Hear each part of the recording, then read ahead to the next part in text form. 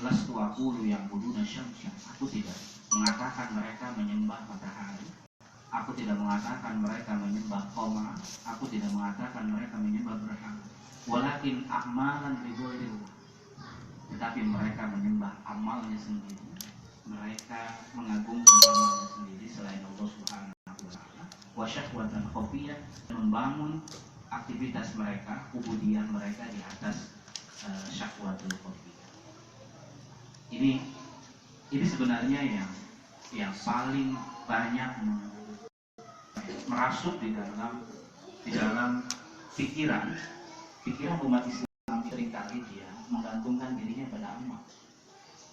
Kadang-kadang misalnya gini, oh saya ini punya sakit, kemudian sakit saya sembuh, ini jangan-jangan karena sedekah saya ya. Jadi seringkali kita itu membangun satu persepsi bahwa amal kita itu memberikan pengaruh yang signifikan terhadap takdir kita, terhadap nasib kita. Cetek banget ya. Ya, nanti di skema ini bisa dijawab itu Mbak. Menata kehidupan lahir, menata kehidupan batin, menata kehidupan rohani. Nah, karena kita sedang menanjak, ini kan kaidahnya sufistik. Kita tidak lagi berbicara fadhailul a'mal. Kalau saya baca surat Waqiah, maka keuntungan buat saya adalah apa?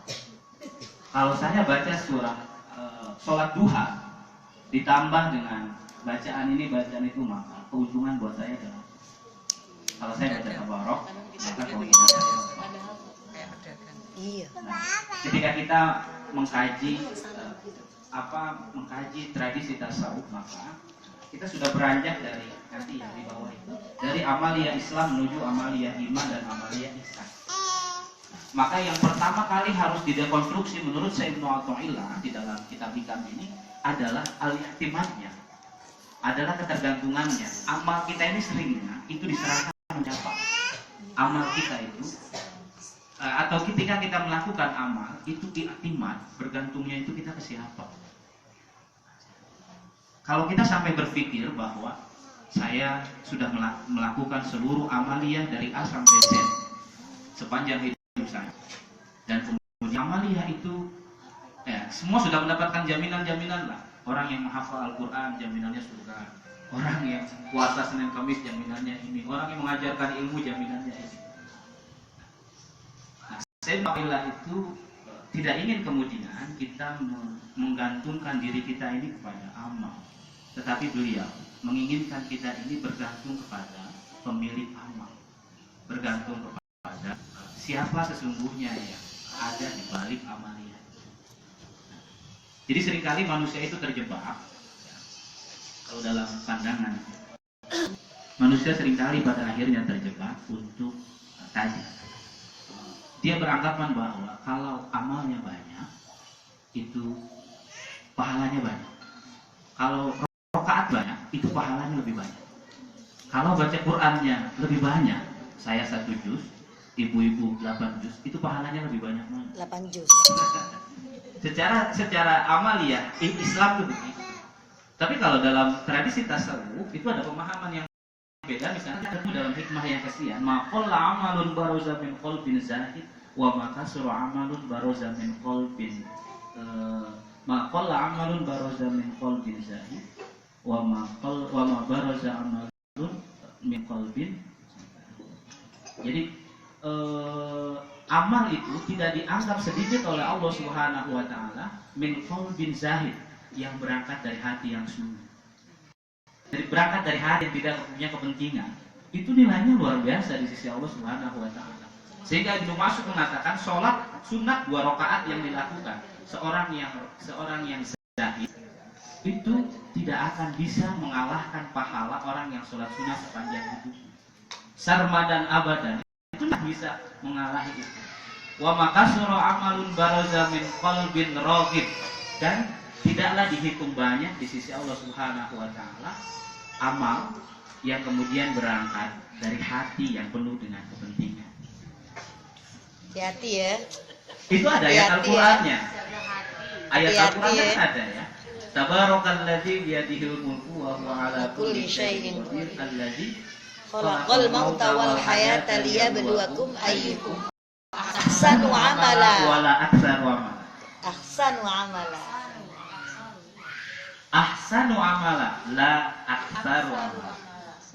Sat zahik tadi ya, zahik. Zahid.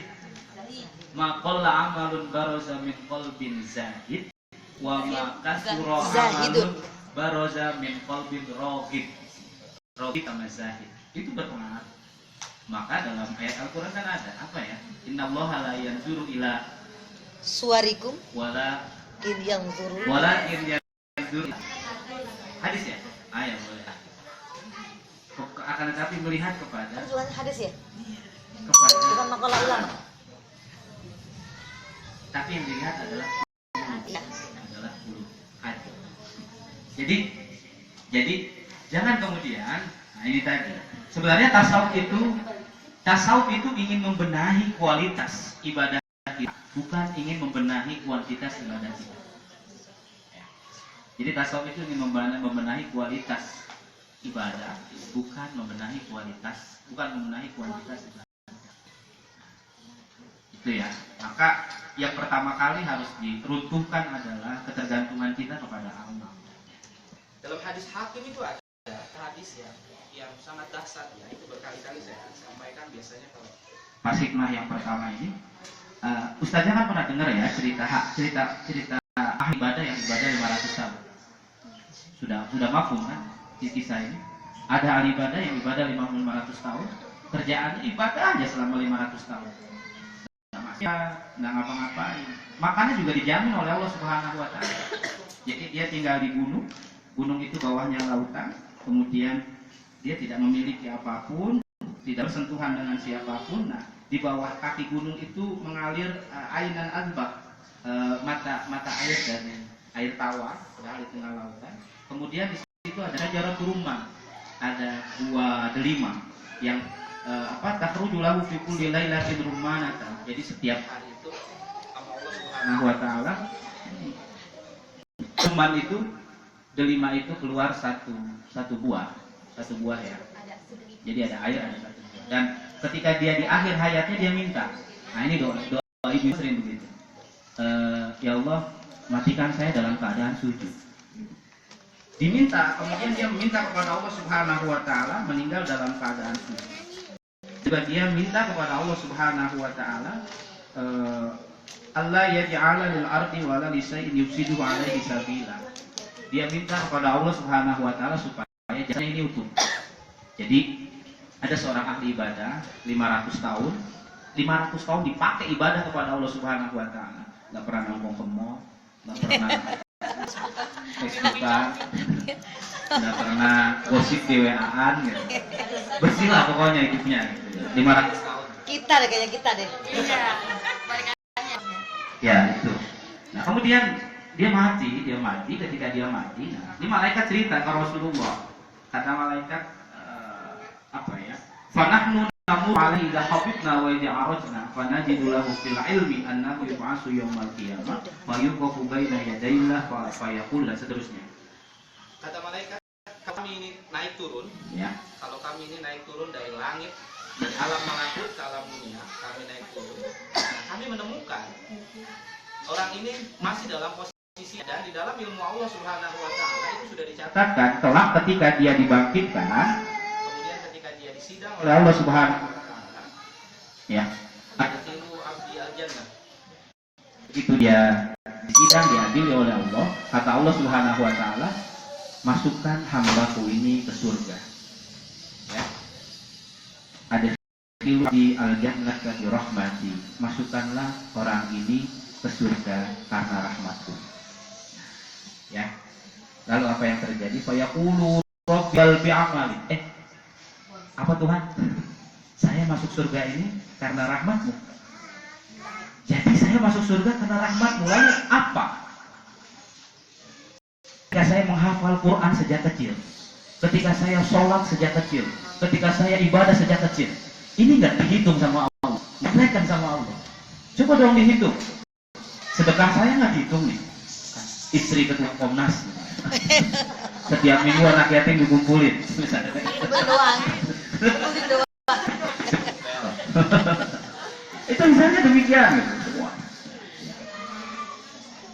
Kata hamba ini, apa saya nggak salah dengar ya Allah? Kata Allah Subhanahu wa taala lagi-lagi, ya, diulang lagi oleh Allah Subhanahu wa taala, ya. Adkhilu 'abdi al-jannah, masukkan hambaku itu ke surga. Hambanya nengok lagi. La ya Rabb, tidak Tuhanku, bal bi amali. Aku ini berhak masuk surga karena ibadahku, karena amalku. Sombong kali. Loh kan secara tidak langsung kita sering begitu. Oh iya betul. Nah, itu jadi menggantungkan amal kan begitu. Nah, akhirnya fayaqulullahu qaisu 'abdi bi ni'mati 'alaihi wa bi amal. Oke, kalau begitu ditimbang saja. Amalnya ditaruh di tempat yang kiri, kemudian rahmatku ditimbang di sebelah kanan. Apa dulu ya nih ya Allah, kata malaikat. Coba nikmat memandang, ditaruh nikmat memandang di sebelah kiri, amal dia selama 500 tahun di sebelah kanan. Ditimbang ternyata lebih berat nikmat memandang dibandingkan dengan amal 500 tahun.